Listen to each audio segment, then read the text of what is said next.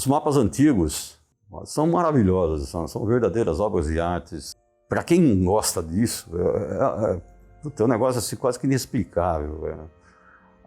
Como é que o cara conseguiu fazer aquele mapa naquelas condições tecnológicas daquela época, principalmente a época de ouro da cartografia, que foi o século XV, XVI, XVII. Você percebe muito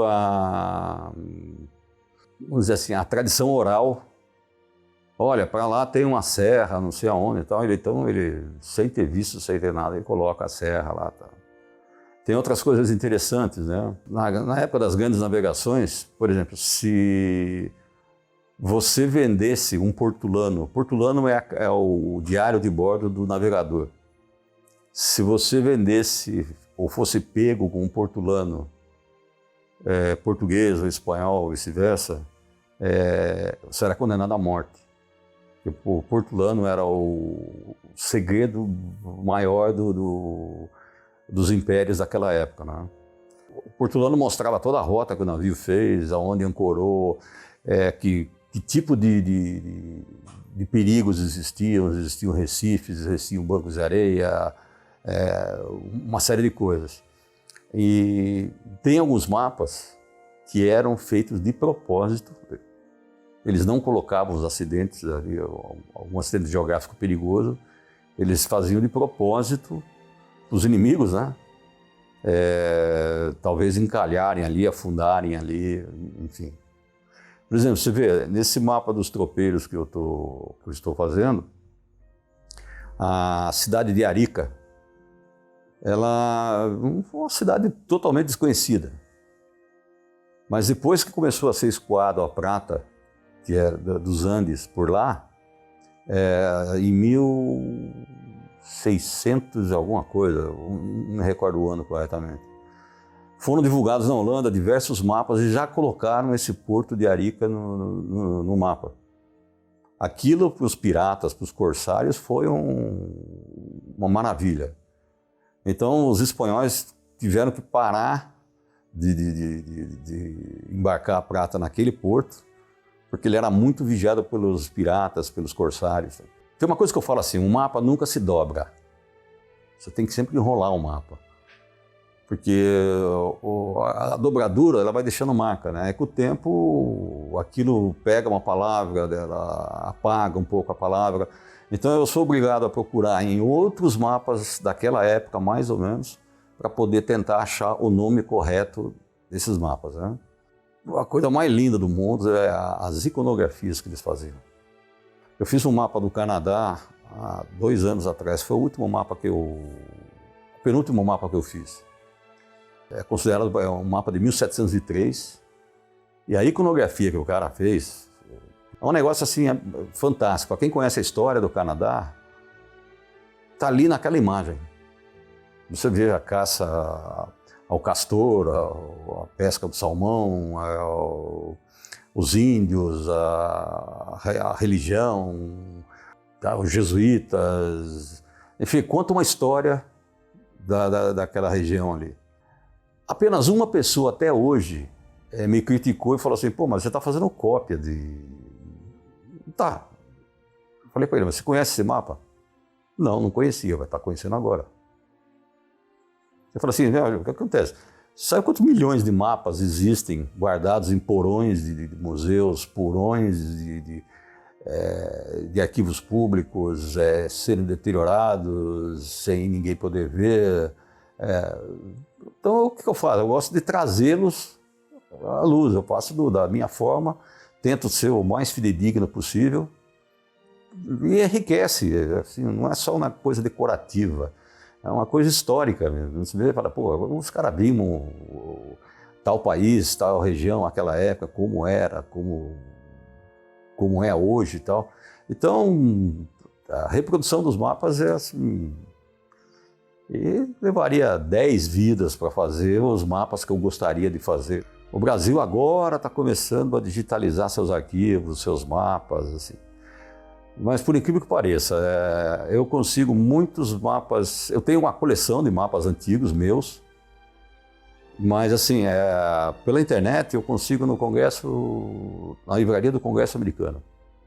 eu pesquiso o mapa do que eu quero fazer. Eu falo assim, eu quero fazer um mapa que nem esse que está aqui atrás, por exemplo, o Rio de Janeiro, 1886, a época do Império. Então eu acho o mapa, estudo quem foi o cartógrafo, quem foram os autores, quem imprimiu, que época que foi impressa. Às vezes que nem um detalhe assim, por exemplo, Dom Pedro II que mandou fazer esse atlas. Como são muito antigos, eles têm muitas coisas apagadas, muitas informações assim borradas que você não encontra. Então daí você tem que procurar outros mapas daquela época, às vezes com línguas diferentes, e daí você faz a pesquisa, né?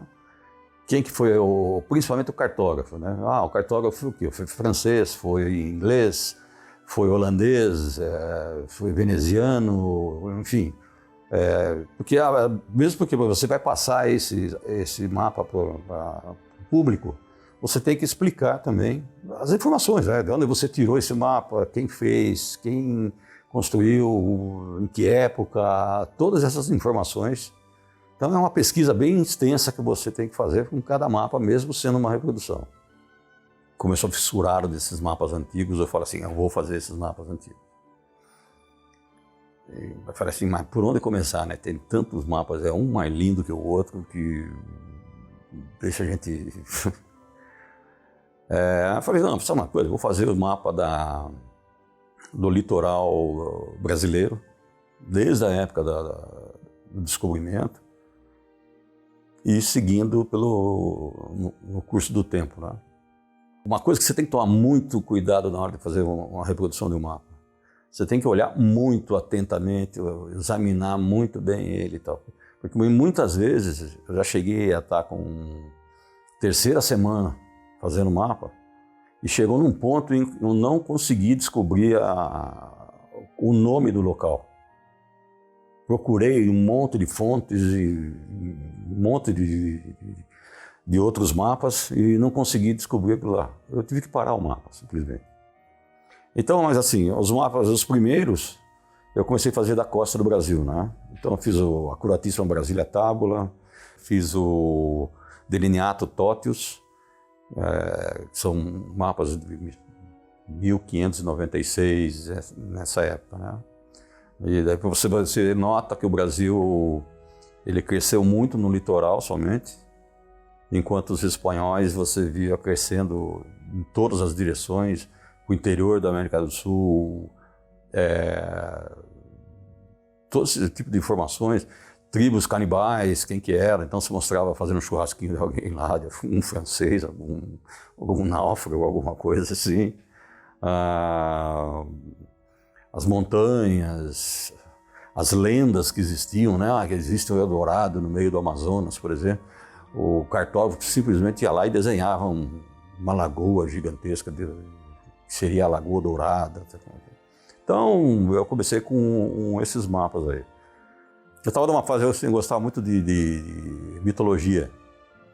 Então, um dia eu descobri um mapa, Planisfério Terrestre Azimutal, que foi considerado o primeiro mapa científico do mundo. Eles colocaram observatórios em vários locais do mundo e eles se comunicavam através das estrelas, da posição das estrelas. Esse mapa foi feito pelo Observatório de Paris e o original tinha 7 metros de diâmetro. Então era um mapa monstruoso. E daí vem a iconografia, né? Eles desenham no mapa os 4 anjos das estações, né? Primavera, verão, outono e inverno. E nas entrelinhas ali você vê que tem umas mensagens subliminares, tem alguma... tipo alguma sacanagemzinha do cara que está fazendo o mapa. Só alguém que é muito ligado nisso vai falar, pô, ele quis dizer isso nessa imagem aqui, né? Então, eu fiz o mapa Atlas, que Atlas foi um titã que na guerra com os deuses na Grécia, ele perdeu, os titãs perderam a guerra, né? E Zeus condenou Atlas a carregar o mundo nas costas, né? Tem um mapa que eu gostaria de fazer assim, de qualquer jeito, seria o Planisfério de Cantino, que é um cartógrafo de 1500 e pouco, e é a primeira vez que aparece o Brasil no mapa antigo. Foi a primeira aparição do Brasil, né? Então, esse Planisfério de Cantino é um dia talvez eu consiga realizar, porque um mapa histórico que contém muitas informações da época, como eles pensavam, é um mapa esteticamente bonito.